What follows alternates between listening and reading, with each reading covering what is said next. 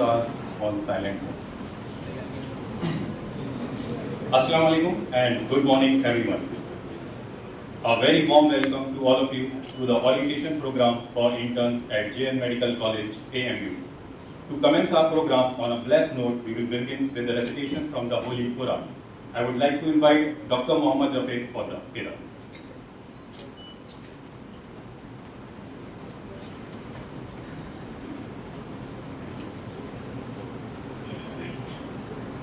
أعوذ بالله من الشيطان الرجيم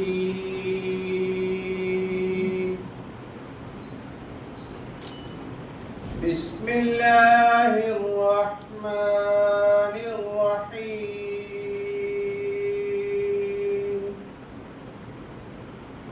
يا أيتها النفس المطمئنة ارجعي إلى ربك راضية مرضية فادخلي في عبادي وادخلي جنتي صدق الله العظيم. Surah Fajr, ayat 27 to 30. In the name of Allah, the most beneficent and merciful. Allah will say to the righteous, O tranquil soul, return to your Lord, well pleased with Him and well pleasing to Him. So join my servants and enter my paradise.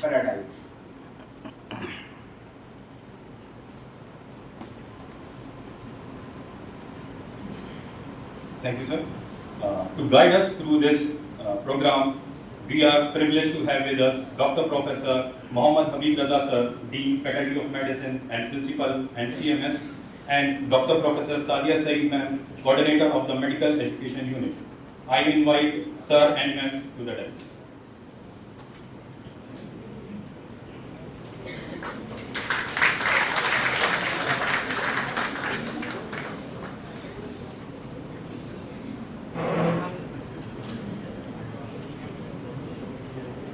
आप लोग आगे आ जाओ, पीछे वाले आगे आ जाओ, पीछे के रो वाले आगे आ जाओ, fill up the front seats.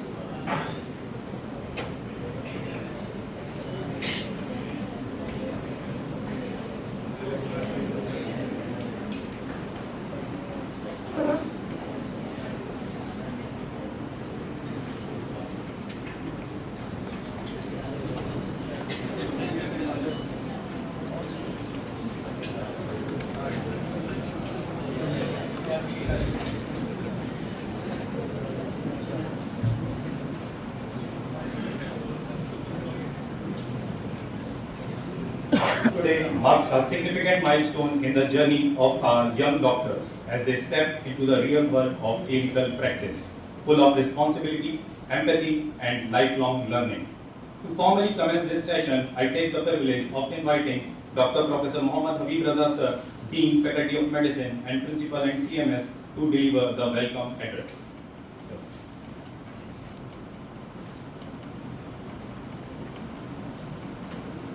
Bismillahirrahmanirrahim. Good morning. Assalamu alaikum. It is a privilege to stand before you today at a very important step in your life. Before that, I thank the Medical Education Unit, Professor Sadia Saeed, and the other members of the unit for inviting me to this program. And the resource persons who will be available and will be coming in future. And I don't see any other guests, although you should have invited them also from the other departments. They should be here to see the student, budding physicians, surgeons, and whatnot in future. So now let's start with the actually दिल की बात तो उर्दू में ही अच्छी होती है. तो आप लोगों से दिल की बात करना चाहता हूँ मैं, वो इस वजह से कि आपकी ज़िंदगी का ये बहुत ही अहम मोड़ है और इस यहाँ से आपका करियर एज अ डॉक्टर शुरू होता है. अभी तक आप स्टूडेंट थे और आपको स्टूडेंट की तरह ट्रीट किया जाता था।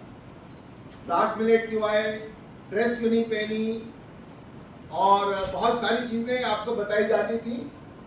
खैर अल्लाह ताला का शुक्र है कि आपने इम्तहान पास कर लिया और now the results are out and now you are on your journey to become a doctor, a surgeon, a physician, a gastroenterologist, neurosurgeon, I don't know. Sky is the limit. So there are few things I want to share with you, and then we will have also some interactive session in the due course of time in the afternoon also. Actually, internship is a bit not well defined in the sense that interns also don't know what is the purpose of becoming an intern. कुछ कहते हैं तैयारी के लिए time मिल जाता है PG entrance के लिए, कुछ लोग कहते हैं कि यार एंजॉय करने का टाइम है, थोड़ा घूम लो, इसके बाद तो फिर डॉक्टर बन जाएंगे तो फिर कहाँ समय मिलेगा। कुछ लोग कहते हैं यार घर चले जाते हैं, थोड़ा सा मजे करके आएंगे, फिर देखा जाएगा जब आखिरी वक्त पे पढ़ाई कर लेंगे। और कुछ लोग सिंसियर होते हैं, मैं बाकी तीनों को भी सिंसियर ही कह रहा हूँ, लेकिन जो जेन्युइनली सिंसियर होते हैं वो अपना टाइम ऐसा इस्तेमाल करते हैं कि क्लिनिकल ड्यूटीज भी अटेंड कर लेते हैं, उसी दौरान अपनी पढ़ाई भी कर लेते हैं और वो एग्जाम की तैयारी भी कर लेते हैं। तो सबसे ज़्यादा इंटेलिजेंट ग्रुप वही है जो दोनों चीज़ों को साथ लेके चले। ना तो वो इसलिए चले कि उसको छुट्टी मनानी है, ना इसलिए चले कि सिर्फ पीजी एंट्रेंस की तैयारी करनी है, और ना ही घर जाके मजे करने की, या बाहर कैंटीन में बैठे हुए हैं और क्लास चल रही है या सेमिनार हो रहा है। आपको जिस डिपार्टमेंट में भी आपकी पोस्टिंग हो, आपको you are part of the department, you are part of the system, right from 8 AM to the next day 8 AM। So be very clear. पहले होता था कि इंटर्न 8 से लेकर 4 तक ड्यूटी करेंगे, कोई कहता है 4 से 8 बजे करेंगे, 8 बजे के बाद गर्ल्स नहीं जा सकती हॉस्टल में, इसलिए 8 बजे के बाद गर्ल्स को वापस करना है। That is no more the role. Medical council कहती है कि आप उसकी टीम के पार्ट हैं जिसके साथ आपकी पोस्टिंग हुई है। तो अगर किसी की इमरजेंसी है तो आपको 24 आवर्स इमरजेंसी ड्यूटी में रहना है। हाँ, आपका काम डिफाइन होगा, जो वहाँ का SR होगा या जो कंसल्टेंट होगा वो आपको बताएगा कि आपको क्या करना है। अगर वो कहता है कि नहीं आपको आपकी जरूरत नहीं है, आप घर जा सकते हैं, घर जा सकती हैं, तो आप जाएंगे, आप अपनी मर्जी से नहीं जाएंगे। You will always ask the SR on the floor कि मुझे सर मुझे कोई ज़रूरत है, या मैं जा सकती हूँ या जा सकता हूँ। जब तक आपका SR आपको अलाउ नहीं करेगा या आपका कंसल्टेंट अलाउ नहीं करेगा, आप यूनिट नहीं छोड़ेंगे। तो इसको समझ लीजिए कि इसमें आपकी जिंदगी की एक बेसिक ट्रेनिंग होनी है कि some of you may be very fortunate to get a post graduation in a good institution, some of you may not be that fortunate, and some of you may not even think of becoming a postgraduate. So there are various categories. तो आपका mindset क्या है वो आप अभी से plan कर सकते हैं। और एक अच्छी बात यह है कि इस वक्त आपको एक अपॉर्चुनिटी मिल रही है कि आप सारे डिपार्टमेंट्स जो जहां आपकी पोस्टिंग होगी वहां आपको एक मौका मिलेगा उसको समझने का कि इस डिपार्टमेंट में मैं कहाँ तक रह सकता हूँ या कहाँ तक रह सकती हूँ, क्या मैं इसको अपने करियर बना सकती हूँ या नहीं। तो उसके लिए भी ये इंटर्नशिप जो है बहुत बेहतरीन टाइम है कि आपको 2 महीने मेडिसिन में, 2 महीने सर्जरी के, 2 महीने गायनी में, उसके बाद स्पेशल पोस्टिंग्स होती हैं 15-15 दिन की। तो इन सब में आपको पूरे मेडिकल कॉलेज का एक ब्यौरा मिल जाता है, एक विच डिपार्टमेंट्स सम आपको पहले से बड़ा डर लगता है सर्जरी में जाके क्या करेंगे, मुझे तो सर्जरी आती नहीं है। तो जब आपकी वहाँ गायनी में, अरे वहाँ तो बड़ी ड्यूटी होती है, रात भर जागना पड़ता है, लेकिन once you are in the system then you know exactly कि वहाँ पे एक्चुअली करना क्या होता है। You will enjoy many times. जिससे आप डर रहे हो कि सर्जरी ज्वाइन करना है या गायनी ज्वाइन करना है या पीडियाट्रिक्स ज्वाइन करना बहुत डिफिकल्ट है, लेकिन जब आप वहाँ पोस्ट होगे 15 दिन के लिए या 1 महीने के लिए या 2 महीने के लिए, तुमको अपने सामने अपने आंखों से देखना। और सबसे अच्छी खुशी क्या होती है किसी के लिए, डॉक्टर के लिए, उसका मरीज ठीक होके खुश होके उसके रिश्तेदार दुआ देते हुए जा रहे हैं, इससे बड़ी खुशी नहीं होती। और आप लोग पैसे को तो भूल ही जाओ, जिस चीज को आप टारगेट बना रहे हो कि बहुत पैसा कमाएंगे, उसमें सेटिस्फैक्शन नहीं है। और जब आपने एमबीबीएस कर लिया तो पैसा आपके जूतियों में आएगा। पैसा is no consideration, it is satisfaction, it is feeling a well-being, feeling good to do good for others. जब आप किसी एक तकलीफ दे पेशेंट को आप ट्रीट करते हो, वो पेशेंट ठीक हो जाता है, पहले तो वो पेशेंट दुआ देगा और उसके घर वाले आपको दुआ देंगे। ये दुआ और कहीं से नहीं मिल सकती। तो आप खुशकिस्मत हो कि आपको एक मौका मिल रहा है कि आप जो है अपने को प्रूव कर सकते हो और अपने एफर्ट से आप किसी को खुशी उसके चेहरे पे ला सकते हो। तो इससे बड़ा कोई मौका नहीं है। लेकिन इस सब चीजों के लिए जरूरी है डिसिप्लिन।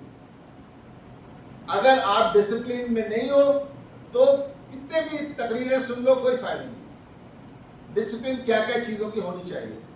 सबसे पहले डिसिप्लिन होती है पंक्चुअलिटी। जब आपको कहा जाता है कि आपको ओपीडी में आना है 8 बजे, तो 8 बजे आना है। आपको थिएटर में 9 बजे आना है तो 9 बजे आना है। अगर आपको राउंड पे 10 बजे आना है तो 10 बजे आना है। एंड आपको वेल ड्रेस्ड होना है। फॉर्चुनेटली मेडिकल कॉलेज का ड्रेस कोड बहुत सिंपल है, कोई कॉम्प्लिकेटेड नहीं है कि ये पहनना वो पहनना। सीधे सीधे एप्रन, साफ एप्रन, 2 या 3 एप्रन आप सिलवा लो या खरीद लो, आपको अब स्टाइपेंड में मिलेगा। ये भी है खुशी की बात है, तालियां बजाओ भाई। पहली बार आपको पॉकेट मनी अपने आप से मिलने वाली है, आपकी मेहनत से मिलने वाली है। तो इससे बड़ी खुशी की जब भी हम लोग इंटर्न बने थे तो उस वक्त बहुत 450 रुपए हुआ करते थे। सर वो पहला जो चेक मिलता है ना, तो वो दुनिया की सबसे खुशी का मौका था हमारे लिए। और आप लोग तो 30,000 40,000 पता नहीं कितना कमा रहे हो, तो आप लोग उसको एंजॉय करो।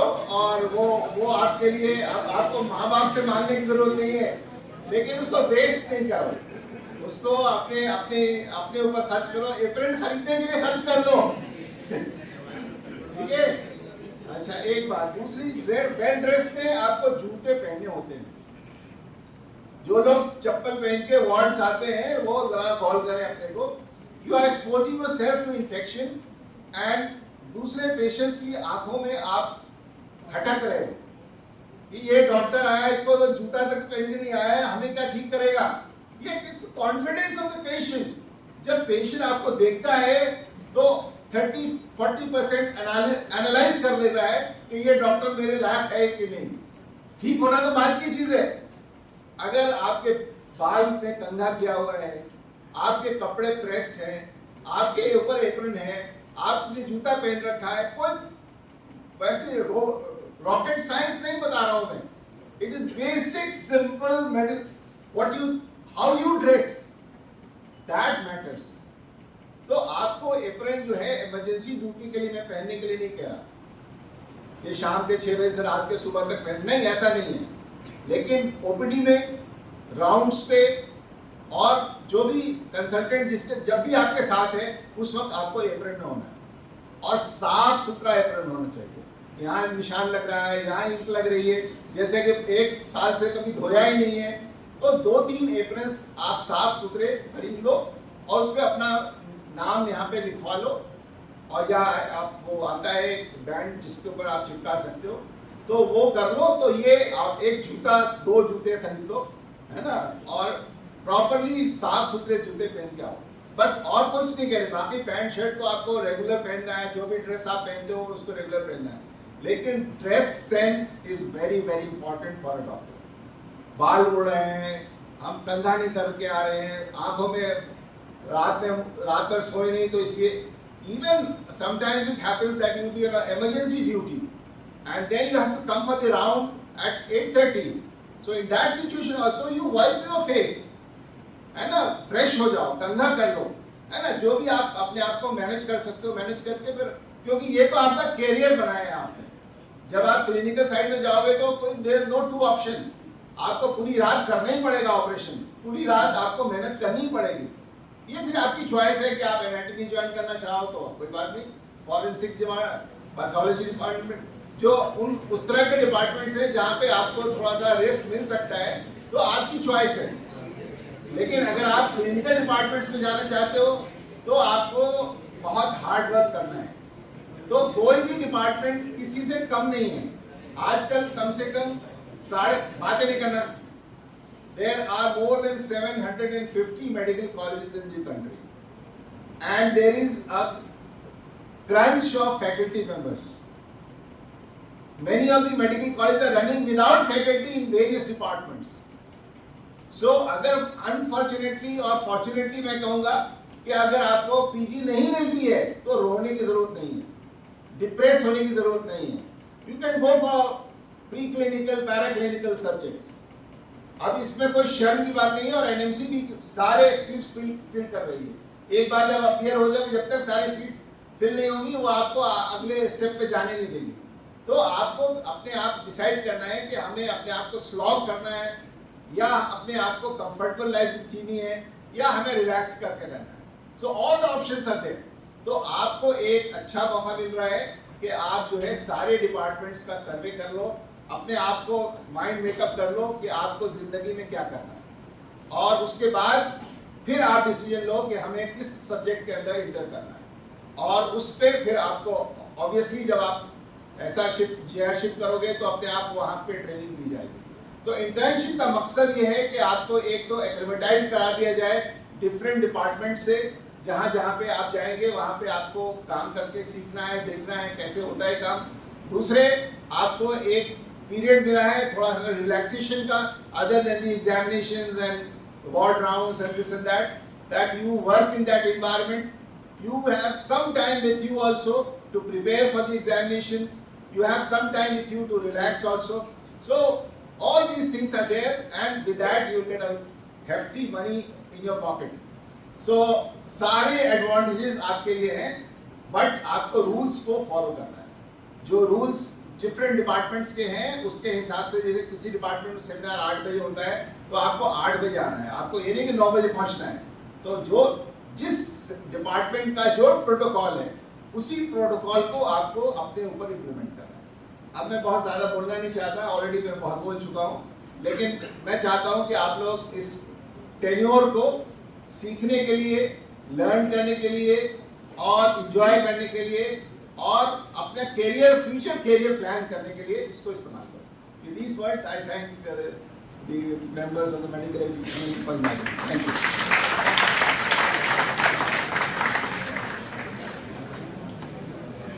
Thank you, sir, for your inspiring and encouraging words. Internship is the phase where classroom learning transforms into hands-on clinical experience.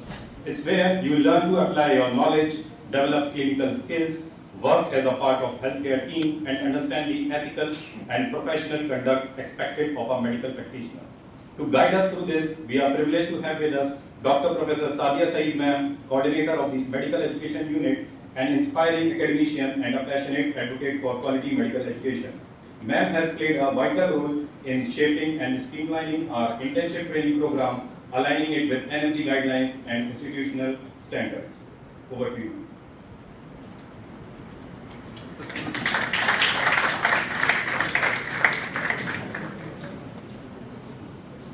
Thank you, Kaushik. Assalamu alaikum.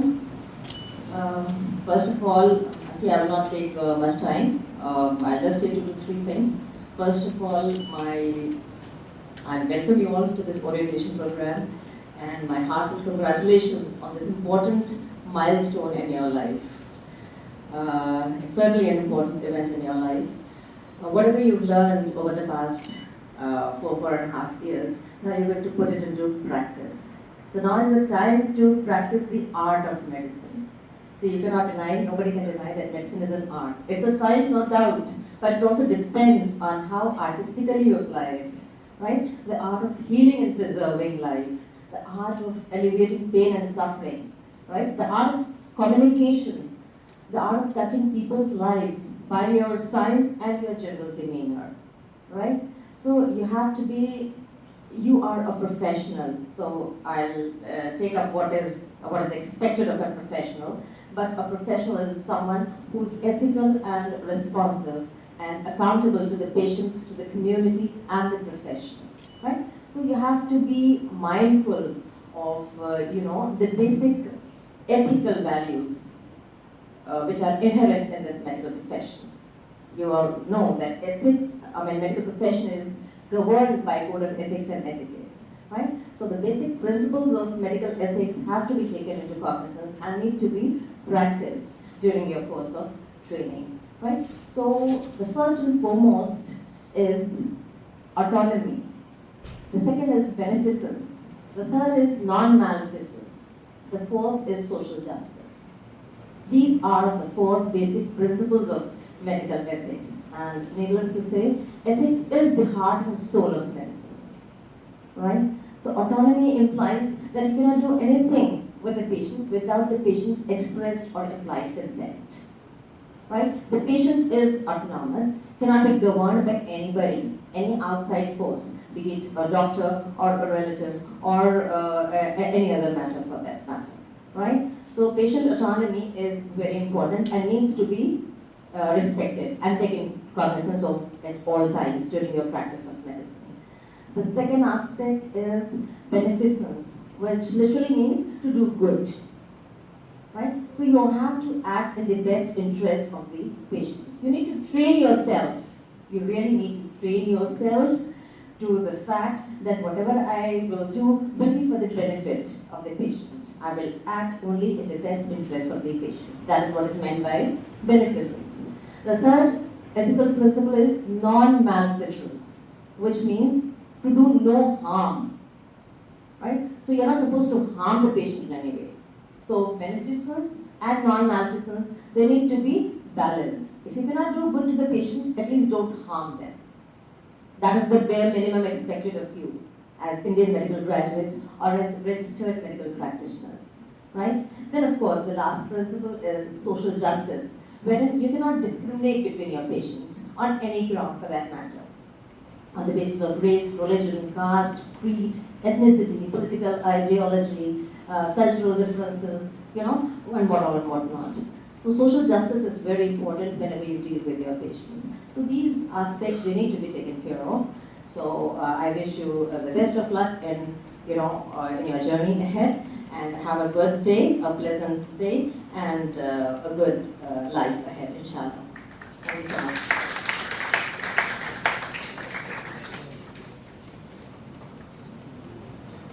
Thank you, ma'am. Now we'll start with the session. As you step into one of the most pivotal phases of your medical journey, it's